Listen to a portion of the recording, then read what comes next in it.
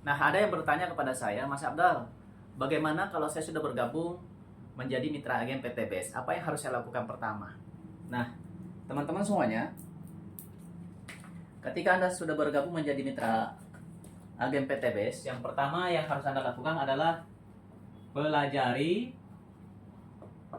sistem usaha PTBS. Ya, Anda pelajari dulu sistemnya.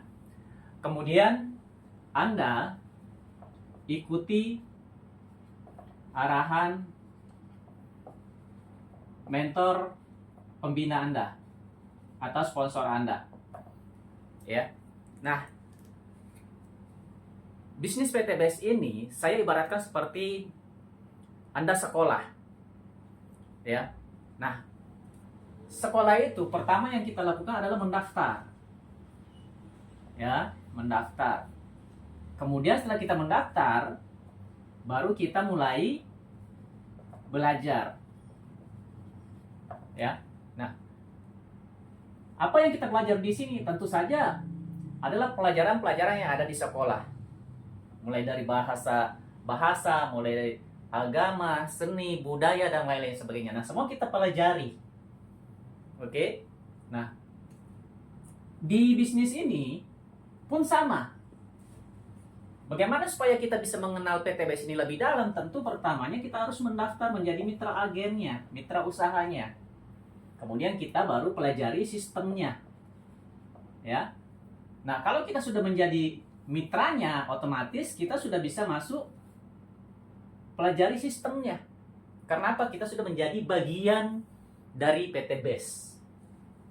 Nah, selanjutnya tinggal kita ikuti dan pelajari arahan dari leader, sponsor atau mentor kita. Ya. Nah, kenapa kita harus mengikuti arahan leader atau sponsor kita? Ya. Supaya kita lebih mudah menjalankannya. Dan tentu saja ya, yang kita ikuti di sini adalah leader atau sponsor atau mentor kita adalah yang sudah berpengalaman, yang sudah terbukti mendapatkan hasil di usaha ini. Ya, karena di luar sana mungkin ada beberapa mitra agen PTBS yang gagal karena tidak menjalankan usaha ini dengan benar.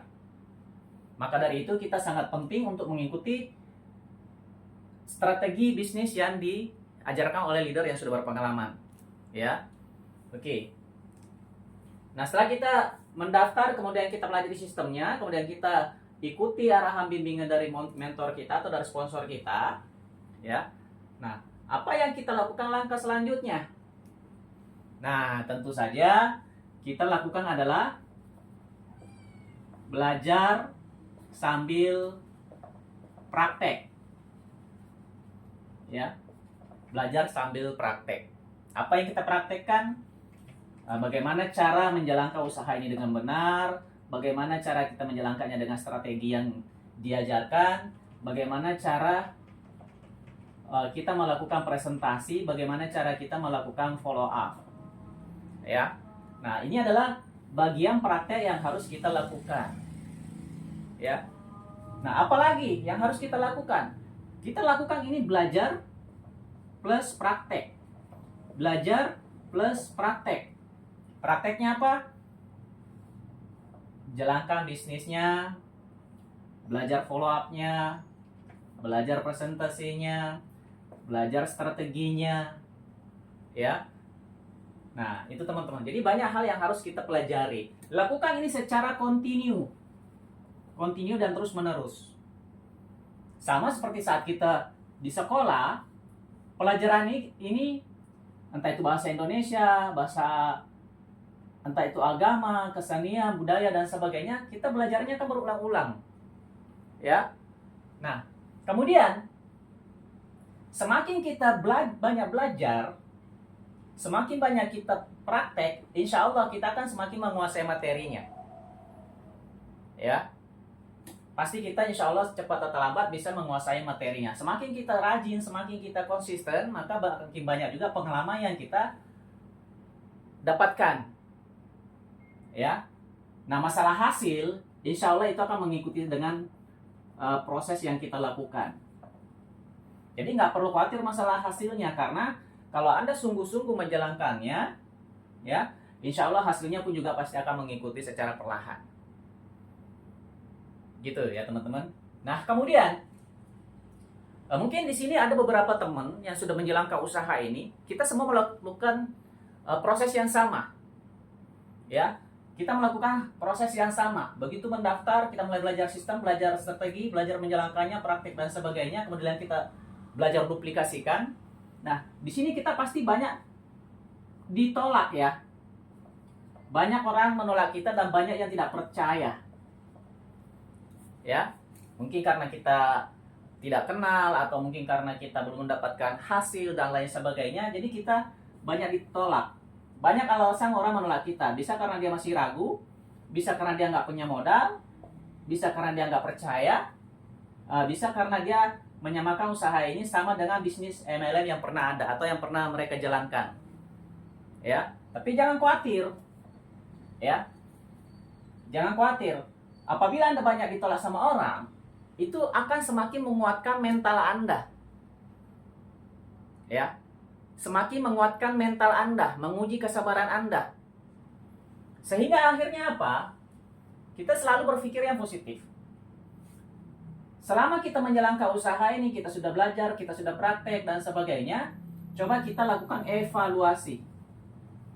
Apa yang kita evaluasi? Kita evaluasi dari cara-cara kita menjalankannya. Nah, bagaimana cara Anda ketika melakukan presentasi ke orang yang Anda ajak?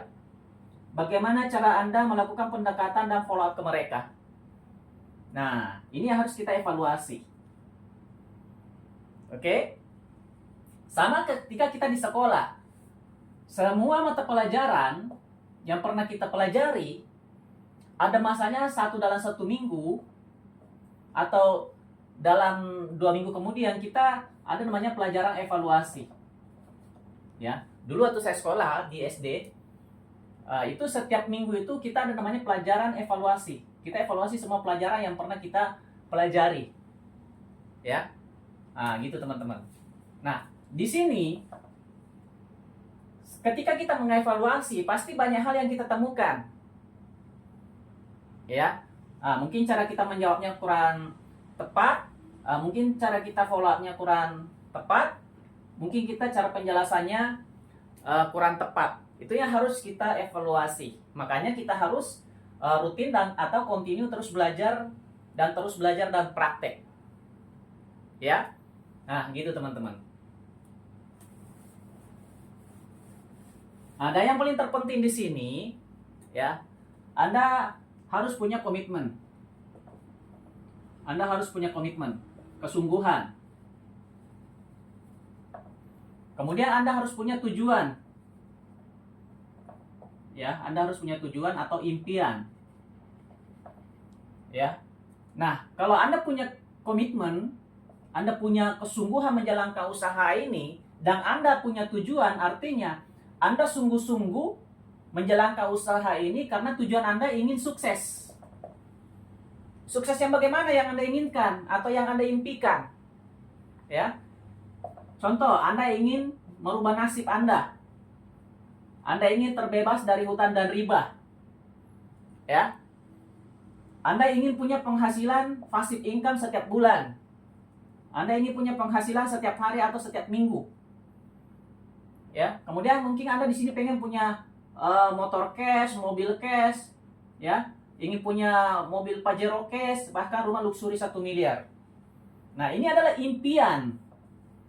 Ya, ini adalah tujuan kita menjalankan usaha ini. Karena apa? Kita ingin mengubah nasib kita untuk mencapai impian kita. Dan kita harus komitmen dengan impian kita ini. Ya. Nah, supaya kita nggak goyah ketika kita mengalami banyak proses, ya, maka kita harus punya tekad yang kuat. Karena dengan tekad kita yang kuat ini, insya Allah kita nggak akan goyah dengan tantangan yang kita hadapi saat kita menjalankan usaha ini. Ya. Nah, seperti saya bilang tadi, kita jangan fokus sama hasilnya, tapi fokuslah pada prosesnya. Belajar, praktek, seterusnya. Kemudian evaluasi. Oke, kenapa? Coba kita gini ya, setiap orang yang kita presentasi atau yang kita ajak itu karakternya berbeda-beda. Jadi kita harus bisa memahami latar belakang dan karakter orang yang kita ajak ini atau yang mau kita presentasi ini. Tapi pada umumnya semua orang itu pasti ingin merubah nasibnya dan menjadi orang yang lebih baik ataupun orang yang lebih sukses. Ya. Nah, tinggal bagaimana cara kita melakukan pendekatan ke mereka, bagaimana cara kita membuka pikiran mereka sehingga mereka bisa nyaman dan yakin dengan usaha ini. Ya, karena banyak juga calon mitra tidak mau bergabung karena dia mencari sponsor yang tepat, pembina yang tepat. Makanya kita harus benar-benar menguasai materi sistem perusahaan ini, cara jalankan usahanya supaya apa? Supaya ketika kita presentasi usaha ini ke orang-orang, ya, mereka nyaman dan mereka terbuka pikirannya. Dan mereka yakin bergabung dengan kita karena apa? Kita bersedia, kita bersiap. Kita punya amanah untuk membantu mereka, membimbing mereka, mendampingi mereka, membantu mereka. Dan ini harus kita lakukan selaku mentor, sponsor mereka. Kita punya kewajiban. Ketika kita sudah punya mitra, ya, kita punya kewajiban ke mereka. Kewajiban kita apa? Membantu mereka. Membantunya seperti apa? Kita punya tanggung jawab membina mereka. Kita punya tanggung jawab untuk membimbing mereka. Kita punya tanggung jawab untuk mendampingi mereka. Kita punya tanggung jawab untuk mengajari mereka. Ini adalah tugas kita selaku sponsor atau leader. Atau seorang pemimpin. Nah, jadi mau tidak mau ketika kita baru bergabung, kita harus mempelajari semua sistem dan strateginya. Karena apa? Ini juga nantinya akan kita duplikasikan ke mitra-mitra kita yang sudah bergabung. Jangan sampai ya, ada orang yang kita ajak kemudian kita tidak bisa menjelaskan apa-apa ke mereka. Kita tidak bisa membantu apa-apa ke mereka, tidak bisa mengajari mereka apa-apa.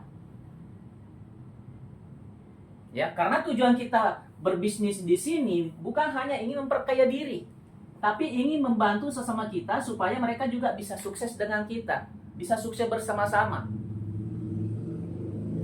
Gitu ya. Jadi kita nggak boleh acuh dengan orang-orang yang sudah kita ajak. Kita harus punya rasa tanggung jawab kepada mereka. Kita harus bisa membimbing mereka. Gitu ya. Nah, jadi jangan sampai ketika orang yang kita sudah ajak ini tidak ada pembinaan dari kita, tidak ada bimbingan dari kita. Karena apa? Kita minus ilmu. Makanya kita harus terus belajar dan terus praktek. Dari mana kita belajarnya?